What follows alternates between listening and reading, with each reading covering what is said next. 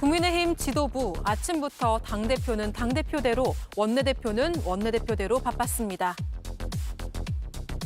말씀했을 때 장명 대표께서 어떻게 전해하셨는지. 태세 전환에 대한 그 부분은 심사숙고하겠다. 좀 빠른 시간 내에 지금 100일도 안 남았는데 그죠? 아니 그래도 이제 대구 경북 경북 북부 지역에서 좀 많이 하신다고 하셨어요. 말씀 중이니까. 장동혁 대표는 중진을 만나 쓴소리를 들었고 최고위에 불참한 송원석 원내대표는 TK 통합법 논의 자리에 참석했는데요. 재선 의원들도 분주하게 움직였습니다.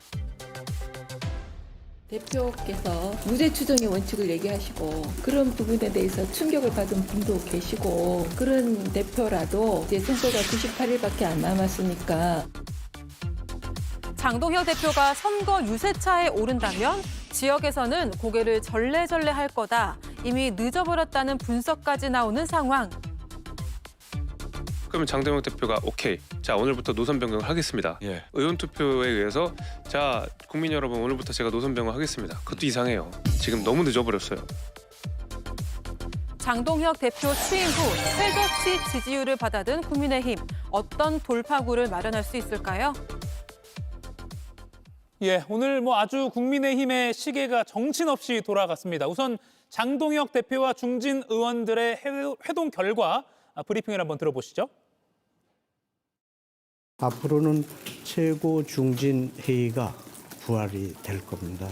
돌파구 마련이 결국은 지금 상태대로는 어려우니까 이걸 바꿔 나가야 된다는 것이 이제 그렇게 노선 변화라고 얘기할 수 있겠습니다만 당대표께서 다른 채널들 다 동원해서 좀 마련을 하겠다 이런 의사 표시를 하셨습니다.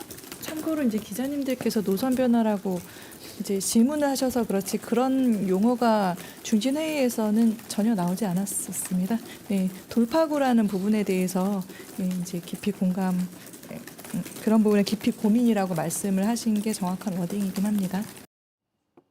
예, 홍석준 의원님. 네. 중진 의원과의 면담 어떤 얘기가 나올지 정말 궁금한 점이 많았는데 이게 그러니까 전체 의견을 다 모아서 딱 전달한 게 아니라 그냥 중진 의원들 각자가 각자 얘기를 한 건가요?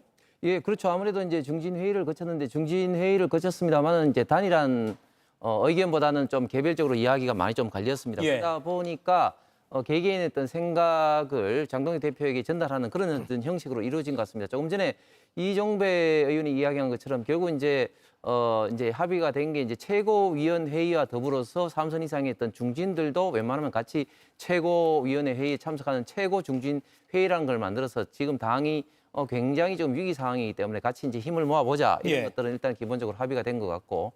그 다음에 이제 나온 것들이 윤석열 전 대통령과 있던 저런 여부 이런 것도 나왔지만 그러나 가장 좀 중요한 것은 지금 국민들이 바라는 것은 지금 이재명 대표 체제에 들어와서 민생이 굉장히 좀 어렵고 수출이 대미 수출이 특히 지금 감소하고 있는 부분이라든지 환율로 인해서 지금 물가가 폭등하고 있는 부분, 특히 사법 질서, 법치주의가 파괴된 이런 부분에 대해서 야당으로서 국민의힘이 제대로 역할을 못하고 있다 이런 어떤 부분에 대해서 어떻게 확실하게 좀 더 돌파구를 마련할 것이냐 이런 어떤 부분들에 대해서 많은 사람들이 나름대로 어떤 제안을 하신 것 같고 거기에 대해서 결국은 최고 중진 회의라는 이름으로 예. 앞으로 좀 해보자 뭐 이런 식으로 이야기가 된 것 같습니다. 예, 그러니까 정리를 해보면 오늘 회동에서 결론이 나온 게 최고 중진 회의 부활 그리고 지방선거 이대로는 어렵다라는 그냥 공감대 정도 형성 그리고 돌파구 마련 한 게 아니라 마련 고민 정도가 될 것 같습니다.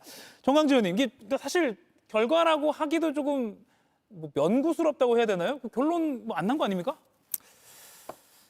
이제 시작이죠. 아 예. 네, 아직 90여일이라는 시간이 남았으니까 장동혁 대표가 느끼는 바, 특히 오늘 나온 여론조사에 대해서 어떻게 생각할지 모르겠습니다. 물론 전화 면접 조사이기 때문에 그동안 당 지도부가 전화 면접 조사에 대한 여론조사 신뢰성은 믿기 어렵다라는 얘기를 했습니다만 그럼에도 불구하고 10%대로 떨어졌다는 수치는 충격적이죠. 같은 조사에서 2024년 12월 둘째 줄 겁니다. 이 계엄이 있었던 상황에서도 불구하고 또 탄핵이 이루어졌음에도 불구하고 당시 23%를 기록했던 것으로 제가 기억하는데 17%라는 것은 정말로 국민의힘을 지지하는 사람들이 쪼그라들 대로 쪼그라들었다라는 평가가 가능할 것 같습니다. 그러면 왜 그렇게 됐느냐? 전 중도 진영에 있는 분 또는 자신의 정치 지향점이 보수에 가깝다고 하는 분들도 예. 지금의 국민의힘을 선뜻 지지하기 어렵다라고 생각하기 때문에 이런 성적표를 받아들였다고 생각합니다. 장동혁 대표가 생각하는 이번 지방선거에 대한 전략이 지금 다른 많은 정치 전문가들이 생각하는 것과는 좀 다른 모습입니다만 그럼에도 불구하고 중진들이 어떤 식으로든 목소리를 내기 시작했다는 점은 전 긍정적으로 평가하고요. 예. 앞으로 정례화될지 아니면 비정기적으로 이루어질지 모르겠습니다만 최고 중진회의가 이루어진다면 그러한 현장의 목소리들을 더 자주 듣는 기회가 되기를 기대해 봅니다. 예. 김유정 의원은 오늘 이 회동 결론 어떻게 좀 평가하십니까? 아니 그동안 국민의힘이 최고 중진회의가 없어서 당이 이렇게 가고 있었나요? 저는 너무 황당한 결론을 내렸다고 생각합니다. 그러니까 가장 쉬운 길을 두고 지금 어렵게 돌아가고 있는 게 지금 장동혁 체제라고 저는 생각해요. 민심이 가리키는 길을 따라가면 그게 정답이거든요. 그런데 그 길을 따라가지 않고 본인을 지지하는 당원들은 나를 지지하고 있어라는 그런 허상에 빠져 있다고 저는 생각해요. 그게 바로 자업자득인 오늘 여론조사의 결과가 입증해주고 있다고 생각하고요. 저는 중진들이 어제 모여서 그래도 드디어 이제 그 위기감을 제대로 대표에게 그 표출하기 위해서 모여서 논의를 하나 보다라고 생각을 했어요. 왜냐하면 그동안 국민의힘이 수많은 중진들이 있잖아요. 4선 이상이 14명이나 된다는 거 아닙니까? 예. 어제 모였던 분들이. 그러면 중진들 뭐 하냐 도대체 3선, 4선들 다 뭐 하냐. 그 정치 경험이 일천한 장동혁 대표가 잘못된 방향으로 가고 있으면 중진들이 나서서 경험과 경륜을 가지고 바로잡아야 되는 거 아니냐라는 목소리가 굉장히 많았었죠. 그런데 이분들 그냥 오불관원, 강건호 불구경 하듯이 그냥 있다가 물론 몇몇 한두 분들은 목소리를 내긴 했죠. 예. 그런데 떠밀리듯 그냥 어제 모여가지고 결국엔 어제 뭐 했어요? 서로 다른 얘기하면서 싸웠잖아요. 그러니까 그 모습이 바로 국민의힘의 현주소라고 생각을 하고요. 그런 중진들이 최고 중진회의 부활, 돌파구를 한번 마련해 볼까? 그러니까 그런 결론밖에 못 내리는 거라고 생각하고요. 그 정도 결론을 가지고 어떤 돌파구가 마련이 되겠습니까? 이분들도 지금 의견 통일이 안 되고 있는 마당이잖아요. 예. 그래서 저는 더 암울해졌다라고 생각합니다. 예. 정범재 의원은 만난 것 자체로 의미가 있다. 김유정 의원은 뭔가 하는 것처럼 보여주기 위한 것 이상이 아니다. 이렇게 평가를 하셨습니다. 앞으로 국민의힘의 이 최고 중진회의가 어떤 방향으로 갈지 오늘 의원들이 이 장동혁 대표를 향해서 전달한 개별 메시지를 보면 가늠해 볼 수 있을 듯합니다. 5선 윤상현 의원은 장동혁 대표에게 이렇게 말했다고 합니다. 남의 얘기는 안 하겠습니다. 제가 말씀드린 것만 말씀드리고 가겠습니다. 우리는 한마디로 이 늪에서 빨리 빠져나와야 된다. 대한민국을 무너지게 만든 장본이 누구입니까? 정부 여당이죠. 그러나 그 빌미를 제공한 사람들이 누구냐? 우리들이라는 이것을 우리가 확실하게 속지않은 세리머니 등을 통해서 국민에게 뭔가를 보여주자. 예, 대한민국 무너지게 만든 장본인이 누굽니까? 정부 여당이죠가 처음 읽었을 때 윤석열 당시를 말하는 건가라고 했는데 그게 아니라 지금 민주당과 이재명 정부를 겨냥한 거더라고요. 김영남 의원님, 이 부분에 대해서는 하실 말씀이 있으실 것 같아요? 일단 원인 분석이 틀렸어요. 그러니까 이게 해답을 찾지 못하는 거는 문제를 정확히 파악을 해야 해답을 찾아가는 건데 대한민국이 무너진 거는 아니고 무너질 뻔한 건 틀림없는 사실이죠. 왜? 느닷없는 비상계엄을 선포해서 내란을 일으켰기 때문에. 그리고 누가 봐도 그거는 내란으로 평가될 수밖에 없는 것이고 우리 헌법에 반하는 비상계엄 선포였기 때문에 그 잘못한 당시 대통령을 빨리 끊어냈어야 되는데 그걸 수호하겠다고 덤벼든 국민의힘 때문에 대한민국이 무너질 뻔한 거죠. 근데 지금은 안 무너졌어요. 오늘 뭐 코스피도 6,300을 돌파했습니다만 예. 수출액도 지난 1월이 최고치를 경신하고 지금 괜찮아요. 경제적으로나 뭐 괜찮은데 다만 정치적으로 제1야당이 야당 역할을 못하고 있는 거죠. 이렇게 되면 어떤 문제점이 앞으로 생길 수 있느냐. 정부 여당이 혹시라도 잘못된 방향으로 나아갈 때 그걸 막거나 제어할 수 있는 정치 세력이 없어지는 거예요. 예. 그러니까 국민의힘도 완전히 무너져서는 안 되고 건전한 야당으로 거듭나야 되는데 문제는 누가 뭐 늪에 빠뜨린 적도 없어요. 본인 스스로들 무너진 거지. 아직도 윤 어게인에서 벗어나질 못하고 있으니 그러니까 국민들은 점점 외면하고 있단 말이죠. 제1야당을. 예. 거기서부터 문제를 풀기 시작해야 되는데 아직도 남 탓하고 지금의 정부 여당이 때문에 대한민국이 무너지고 있다? 문제 파악을 잘못하니까 해답을 찾을 가능성도 없어 보입니다. 예. 그 시험 공부할 때 고등학교 때 문제만 잘 읽어도 답 나온다고 그렇죠. 들은 게 생각이 나네요. 홍석준 의원님. 네. 윤상현 의원이 확실한 속죄 세레머니 등을 통해서 국민에게 뭔가 보여주자라고 제안했다고 하는데 뭐 어떤 세레머니를 예상하세요?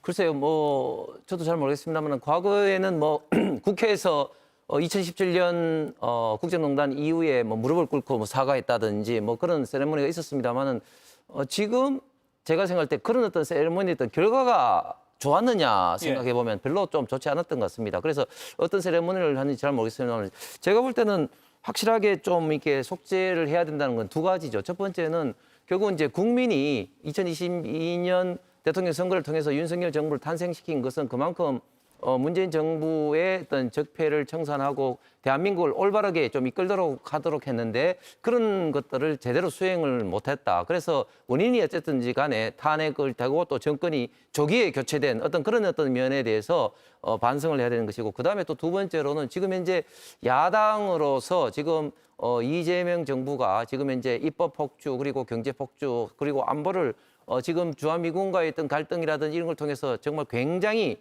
불안하고 어지럽게 하고 있는데 이런 부분에 대해서 야당으로서 제대로 견제를 하고 있느냐, 대안을 제시하고 있느냐 이런 문제에 대해서 국민들이 많이 걱정하고 있는 부분에 대해서 저는 속죄하는 것이 필요하다. 그 형식은 저는 잘 모르겠습니다. 그런데 한 가지 분명한 것은 이런 것들을 제대로 지금 현재 못하고 있기 때문에 국민의힘 지지율이 뭐 특정 어떤 조사를 언급할 필요는 없겠습니다만 점차 지금 이제 장동기 대표 체제에 들어와서 하락하는 것이 아니냐. 거기에서 저는 정답을 찾아야 된다고 봅니다. 예. 천막 당사 이런 건 거론이 되는 게 없나요? 저는 천막 당사까지도 뭐 생각하겠습니다만 그러나 지금 현재 논의되고 있는 것은 과거에 박근혜 대통령 당시 했던 천막 당사와는 지금 개념은 완전히 지금 다르기 때문에 그렇게 심각하게 고민하지는 않을 것 같습니다. 예. 그리고 국민의힘에서 송호성 원내대표 사퇴 의사 관련해서 의원들이 재신임 투표를 했는데요. 만장일치로 찬성했다라는 결과도 조금 전에 속보로 들어와 있습니다. 홧김에 사퇴 의사를 밝혔는데 글쎄요. 재신임 투표 의원들이 모두 박수로 재신임을 추인했다고 하네요. 장동혁 대표에게 퇴진을 요구했던 육선 조경태 의원 오늘 회동에서는요. 장 대표를 향해서 이렇게 말했다고 전했습니다. 대체적으로 분위기 자체가 좀 약간 좀 침통한 분위기랄까요? 그래서 저는 지난번에 장동혁 대표가 그 표현했던 윤석열과 절연하자고 하는 세력과 절연하겠다라고 했던 그 표현은 발언을 철회하는 게 좋겠다. 내란 속의 윤석열과 확실한 절연을 통해서 우리가 다시 국민들로부터 사랑을 받을 수 있도록 하자. 저는 그 이야기했고요. 저희가 이 소식을 뭐 전해드리면서 시청자 여러분께 좀 죄송스러운 마음까지 드는 게 이런 말이 지금 뭐 단어만 좀 다르지 계속 나오고 있는 거잖아요. 정경재 의원님. 장 대표가 생각하는 돌파구가 어떤 형태일까요? 아니면 돌파구가 필요하다는 데는 공감을 할까요?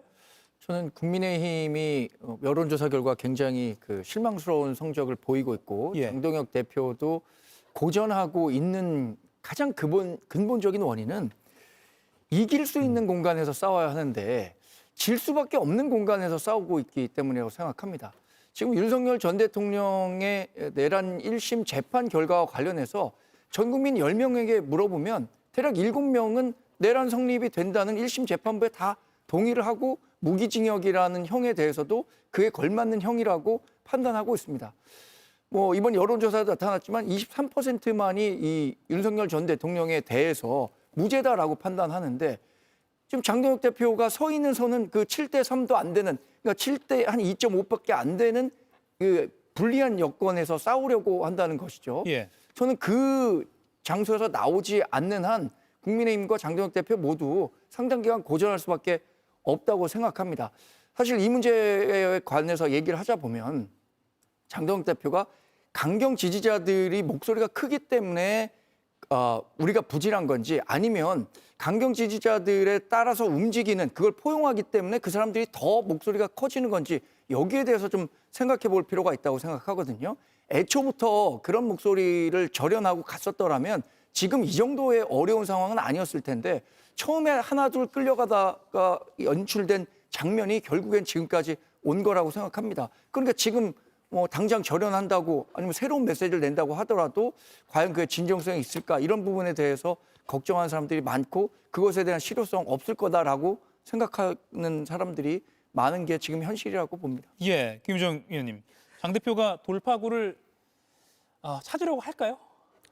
아니 그 돌파구든 노선 변화든 진작에 했어야죠. 예. 찾을 마음이 있기는 한 건가 싶어요. 그러니까 들리는 말에 의하면 나를 이렇게 당원들이 지지하는데 라는 말을 계속 금과 억조처럼 하고 있잖아요. 장동혁 대표가.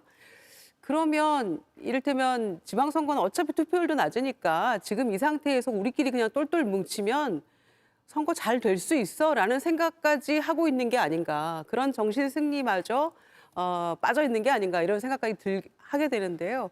아까 윤상현 의원이 지금 민주당 때문에 나라가 무너진다라는 정말 근래 보기 드문 궤변을 또다시 늘어놓고 있잖아요. 근데 그런 중진들이 모여서 최고 중진 회의를 만든다 한들 무슨 도움이 되겠습니까? 그러니까 윤상현 의원은 얼마 전에 SNS에 참회록 비슷한 글을 올렸어요. 그래놓고 지금 또 그때그때 다른 얘기들을 또 하고 있잖아요. 예. 그러니까 이게 1년 지나면 다 잊어버리고 또 찍어줘라고 김재수 번에게 얘기했던 그 용기를 북돋았던 그 말을 지금 빌드업하는 과정인지 모르겠습니다. 그 참회록이. 그런데 계속해서 그때그때 다른 얘기를 또 하고 있잖아요. 그 지금 무슨 속죄 세리머니 갖고 되겠습니까? 진정으로 속죄하는 마음을 보여도 국민들이 마음이 돌아설까 말까 하는데 중진들이라고 모였다는 그런 그 14명의 중진들이 겨우 돌파고 노선 변화는 말도 나오지 않았다라고 아까 지금 국민의힘 수석 대변인이 얘기하고 있지 않습니까?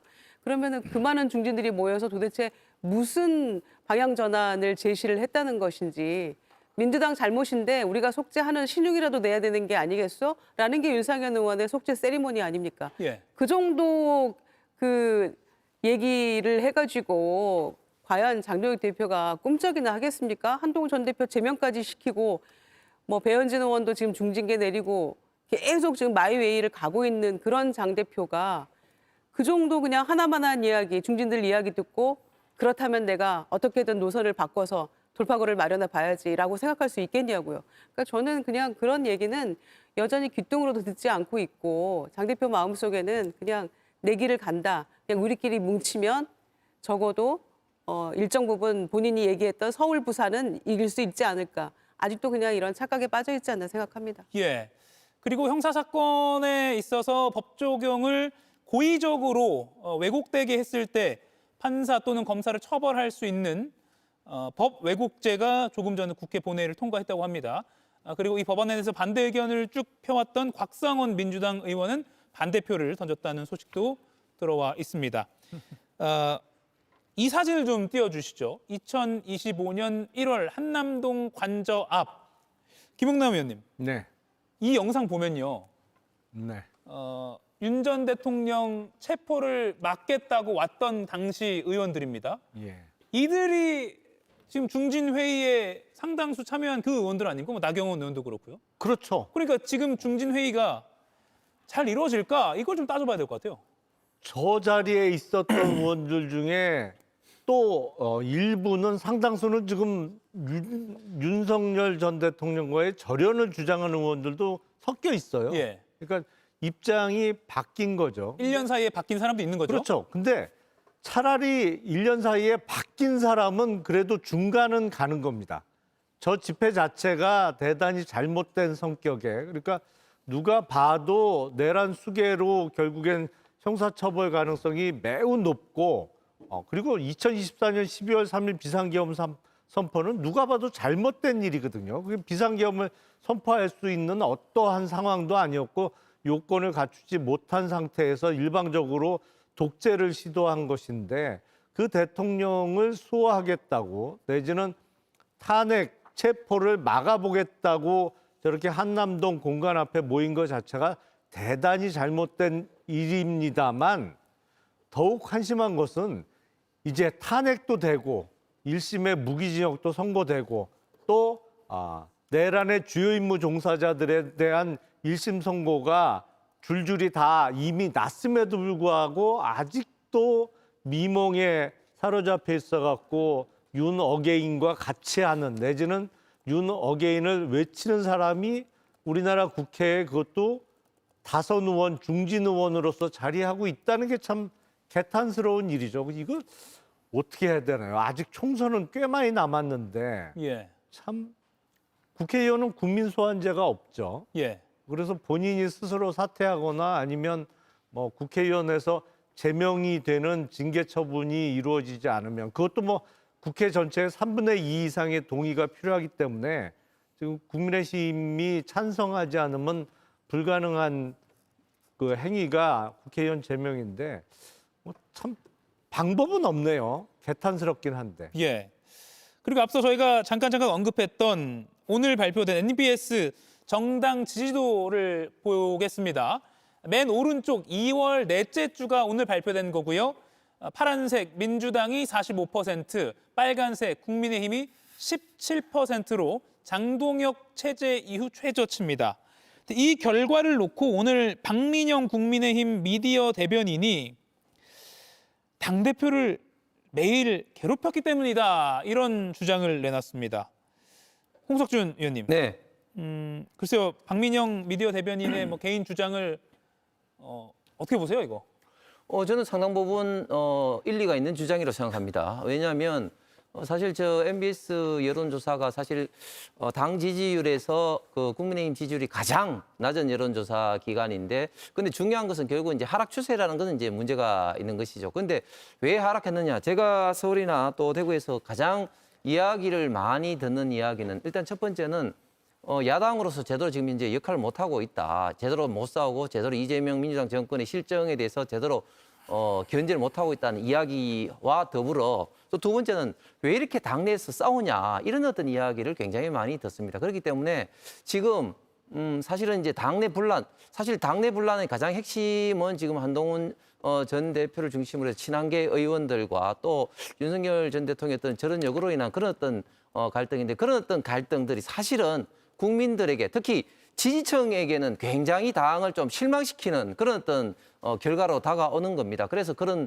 결과로 저는 지지율이 떨어지는데 큰 역할을 하고 있다고 이제 보고, 예. 결국 지금 당이 지금 중요한 것은 뭐냐면 지금 당이 통합된 이미지로 해서 제대로 역할을 해야 되는데 그러지 못하고 각자 도생하는 어떤 모습을 보인다든지 또 서로 싸우는 모습을, 당내 분란의 어떤 그런 모습을 보인다든지 이런 것들이 현재 지지층에게 굉장히 큰 실망을 주는 것은 분명한 것 같습니다. 예, 일리가 있다. 지금 그 말씀은 국민의힘 의원들이나 지지층이 똘똘 뭉쳐서 장동혁 대표 너무너무 잘한다. 앞으로 계속 그 방향으로 우린 가자. 그리고 윤석열 피고인도 감옥에서 구출하자. 이 방향으로 가면 국민의힘 지지율이 지금보다 높게 나왔을 거라는 그런 말씀을 하시는 거예요, 지금? 우리 김용남 의원은 법조인이지만 굉장히 어떤 정치적으로 내지는 음모론적으로 누가 윤석열 전 대통령을 감옥에서 구출하자 그렇게 아니, 이야기를 윤 어게인이 합니까? 그런 취지죠. 지금 당내에서 그렇게 이야기하는 사람은 아무도 없죠. 단지 한 가지 분명한 것은 당내 이런 원인과 어떤 그런 걸 떠나서 분란이 일어나는 모습에 대해서 당 지지층에는 굉장히 큰 실망을 주고 있는 것이 저 여론조사에 반영되고 있다는 저희 생각인 거죠. 근데 저는 박민영 대변인이 얘기한 진단은 틀렸다고 봐요. 예. 2월 5일에 나온 여론조사와 2월 26일 오늘 나온 여론조사 결과 사이에 우리 한국 정치에 영향을 줄 만한 가장 중요한 변수는 뭐였나요? 2월 19일에 있었던 윤석열 전 대통령에 대한 내란 1심 재판 결과, 예. 그리고 2월 20일에 있었던 장동혁 대표의 윤석열 전 대통령을 마치 옹호하는 듯한 취지의 발언, 이런 게 가장 그 한국 정치, 국민 여론에 영향을 미쳤을 것이라고 생각하는데, 2월 25일부터 26일까지의 영향을 줄 만한 과정에서 장동혁 대표에 대해서 흔들기를 했다 아니면 한동훈 전 대표가 밖에 나가서 흔들었다 이렇게 보기는 어려울 것 같거든요. 근데 아까 말씀하신 것처럼 무언가 해결책을 찾으려면 문제에 대한 진단이 올바라야 하는데 예. 이런 식의 진단 갖고 과연 국민의힘이 더 앞으로 나아갈 수 있을까 여기에 대해서도 좀 통렬히 반성해 봐야 한다. 저는 그렇게 생각합니다. 저는 이 박민영 대변인의 이 신박한 해석을 보면서 참 그 대표의 그 대변인이다 이런 생각하게 됐어요. 그러니까 박민영 대변인의 그 이 여론조사 결과에 대한 해석을 저희가 다시 해석해 보자 보면 예. 장동혁 대표를 괴롭혔기 때문에 지지율이 지금 이렇게 17%가 나왔다는 거 아닙니까? 이게 무슨 말입니까 도대체? 무슨 앞뒤가 맞는 얘기를 해야 되는 거 아니겠어요? 그러니까 야당이라는 원래 반대도 하고 또 집권 여당을 향해서 또 싸움도 하고 투쟁하는 게 야당이죠.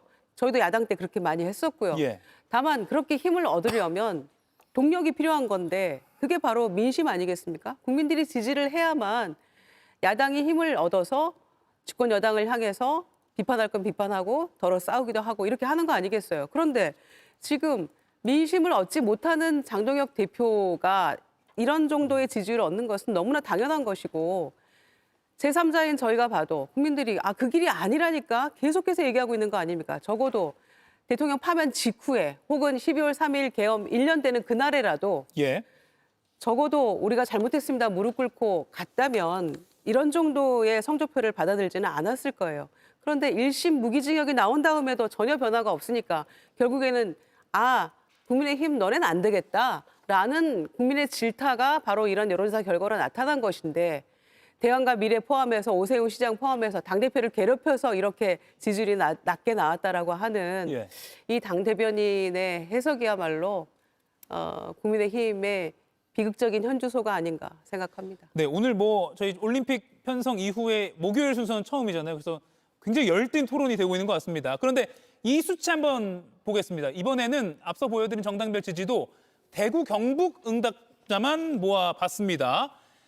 2월 넷째 주 가장 오른쪽이 오늘입니다. 28% 대 28%. 민주당과 국민의힘 동률입니다. 홍석준 의원님. 네. 대구시장 출마 선언도 하셨고 대구 민심을 잘 아시잖아요. 어떻게 받아들이십니까? 예, 원래 그 민주당이 대구 경북에서도 한 25%에서 30% 정도 지지율을 얻고 있습니다. 거기에 비해서 지금 국민의힘 지지율이 굉장히 좀 이제 떨어진 게 된 것인데 제가 현장에서 많은 시민들을 만나보면 세 가지 이야기를 이제 합니다. 첫 번째는 경제가 너무 어렵다. 네. 대구의 최고 분화가라 할 수 있는 동성로 같은 경우도 지금 공실이 한 25% 정도 되니까요. 그다음에 두 번째는 너무 지금 후보들이 지금 나왔는데 지금 역할도 못하고 있는데 왜 나왔냐 이런 이야기. 그다음에 세 번째로 아까 말씀드린 것처럼 왜 이렇게 서로 싸우냐 이런 이야기를 굉장히 많이 하고 있습니다. 그런 것들이 저는 좀 종합적으로 이제 반영이 된 것인데 그러나 영남권은 대구 경북을 포함해서 부산도 그렇지만 결국은 나라를 생각하고 또 우파 보수를 또 생각하기 때문에 또 질책도 그만큼 많다고 보고 저 여론 조사도 사실은 현재 일어나는 큰 문제를 반영하고 있긴 있습니다만 결국은 국민의힘에 대한 기본적인 애정이 짙게 깔려 있는 게 영남권 특히 DK 그런 기본적인 정서가 아닌가 하고 결국은 이것을 또 너무 믿고 가서는 안 될 것이고 더욱더 더 열심히 하는 모습, 돌파하는 그런 모습, 노력하는 모습이 보여야 될 것 같습니다. 김영남 의원 이거 어떻게 보십니까? 28대 28이에요. TK에서요.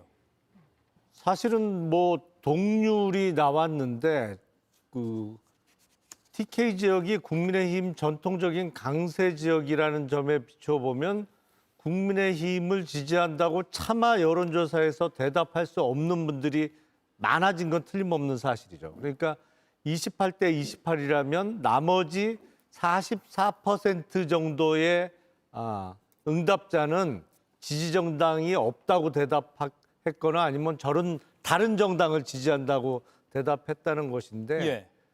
그러니까 조금이라도 양식이 있고 상식선에서 판단하는 분들은 지금 국민의힘의 모습을 보면서 내가 수십 년 동안 이른바 보수정당 내지는 국민의힘 전신정당을 위해서 투표를 해왔지만 지금 이 모습으로는 도저히 계속 지지하기 어렵다고 하는 분들이 그만큼 늘어난 거예요. 그런데 지금도 영남권만은 우리가 이길 수 있다. 예. 내지는 지금 장동혁 대표를 비롯한 당권파들은 일단 영남만 잡고 가면서 우리가 당권을 유지하면 다음 기회를 노릴 수 있다라는 생각에 빠져 있는 것 같아요. 그렇게 되면 전국 정당으로서의 국민의힘은 이제 계속 쪼그라들고 의미가 작아질 수밖에 없는 거죠. 예. 그리고 그 국민의힘이 쪼그라드는 만큼 더불어민주당의 지지층은 더 넓어질 겁니다. 뭐 요새 흔히 나오는 뉴 이재명 이런 게 이른바 중도 보수층까지 이재명 대통령의 지지층으로 흡수되는 양상이거든요. 예. 근데 장동혁 대표는 위기의식이 별로 없는 것 같아요. 이런 예. 면에 있어서는. 돌고 돌아서 지금 장동혁 대표는 무슨 생각하는 걸까? 돌파구를 마련을 해야 된다고 생각하는 걸까로 다시 돌아오는데 이건 많이 들었으니까요. 근데 관련해서 예, 정광재 의원님. 해당 여론조사에서 정말 재밌는 내용이 있습니다. 예. 장동혁 대표가 야당 대표로서 잘하고 있느냐 못하고 있느냐 전체 국민과 국민의힘 지지층과의 괴리가 얼마나 큰가 예. 한번 살펴볼 수 있는 자료가 있어요. 국민의힘 지지층만 놓고 보면 장동혁 대표가 잘한다, 잘하는 편이다라고 하는 사람들이 58%입니다. 예. 장동혁 대표는 지금 김영삼 의원님 말씀하신 것처럼 무슨 생각하고 있느냐? 우리 당을 지지하는 사람의 거의 60% 가까이는 내가 당대표로서 잘하고 있다고 평가하는데 내가 그분들 잘 모시면 당대표로서의 이 위치는 계속 지킬 수 있을 것 같은데 이 생각하지 않겠습니까? 저는 이런 여론조사들이 나오니까 장동혁 대표가 이런 방향으로 간다고 생각하는데 예. 근데 여기서 꼭 살펴봐야 될 거는 국민의힘을 지지한다고 답한 사람이 17%밖에 안 됐다는 겁니다. 그러니까 그 중도 보수 진영 가운데서도 정말로 짠물 당원들만 이 여론조사에 답을 한 거예요. 이 부분을 간과해서는 결코 장동혁 대표가 지금의 이 낮은 여론조사를 반등시키기 어려울 겁니다. 예. 그리고 어제부터 한동훈 전 국민의힘 대표는 대구를 방문하고 있습니다. 오늘 오전에 대구에서 장동혁 대표를 향해서 이렇게 이야기하기도 했습니다. 계엄, 탄핵, 부정선거 이 문제를 제대로 극복하지 않고는 미래로 가기 어렵습니다. 과거의 문제가 아닙니다. 미래로 가지 못하기 때문에 극복하자는 것입니다. 그래서 제가 오늘 대구에 왔다는 말씀을 드립니다. 어디 나가는지 문제는 그렇게 중요한 문제는 아닌 것 같습니다. 국민의힘은 민주당을 이길 전략을 짜야지 한동훈을 이길 전략을 짜면 안 됩니다. 제명당했지만 국민의힘으로 당당하게 돌아갈 거라는 말씀도 드린 바 있습니다.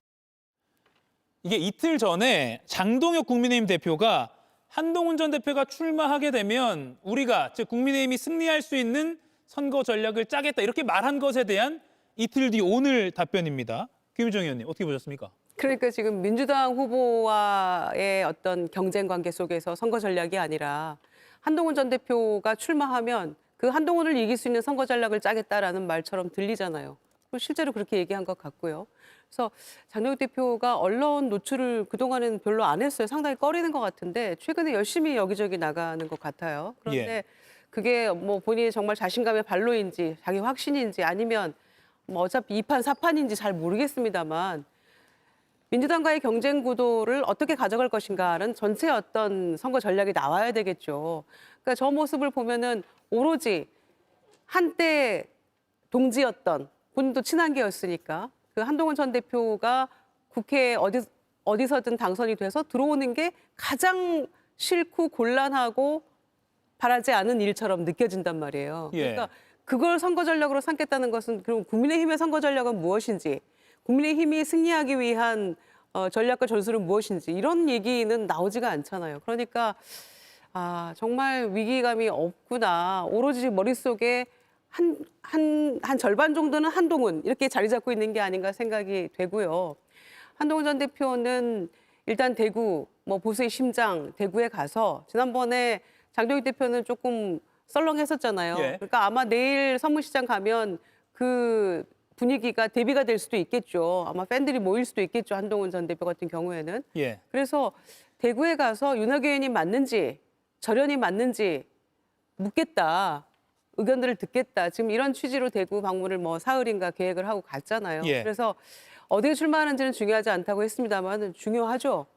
본인이 일단 결심을 하고 출마를 할 생각이라는 걸 지금 이미 밝혔기 때문에 기왕 출마할 거면은 다시 돌아올 수 있는 방법, 언젠가 돌아오겠다고 얘기를 했으니까 예. 그런 것도 중요한 선거 전략이겠습니다만은 이준석 그 대표가 당선됐을 때 대구에 가서 탄핵 기간 건넙시다 이렇게 해서 지지받고 영선의 당대표가 당선된 거 아닙니까? 예. 그래서 한동훈 전 대표는 내란의 늪에서 우리 빠져나와야 됩니다. 거기에 내가 앞장서겠습니다. 그런 식의 어떤 메시지가 예. 가장 요구되는 시점이 아닌가. 그게 또 장동혁 대표하고 대비되는 부분이 될 수도 있고요. 예.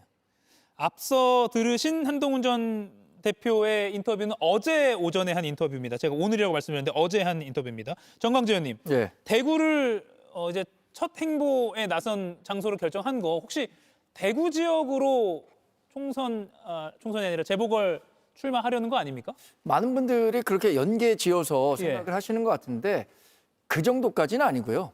대구가 아무래도 뭐 보수의 성지, 심장이라고 하니까 본인에 대한 보수 진영의 진짜 평가를 한번 들어보겠다. 특히 대구 정서 가운데는 일부 뭐 배신자론도 존재하는 게 사실이잖아요. 그런 것들이 있다면 그것에 대해서도 정면 돌파하겠다라는 뜻으로 보이고 사실 그 보궐선거 지역과 관련해서는 어제 본인이 정답을 말했어요. 어느 지역에 나갈지 내가 얘기하면 다른 사람들 다 덜려들 것 아니냐. 예. 무소속 후보가 가질 수 있는 가장 큰 장점은 다른 정당의 대진표가 완성된 이후에 전략적으로 가장 유리한 지역을 선택할 수 있다는 것이라고 보거든요. 그런 측면에서 뭐 지금 딱 대구에 나가겠다라고 연계지어서 추측할 필요는 없겠습니다. 예. 이가혁 라이브를 시청해 주셔서 고맙습니다. 이가혁 라이브는 평일 오후 5시 TV와 유튜브로 실시간으로도 함께 하실 수 있습니다.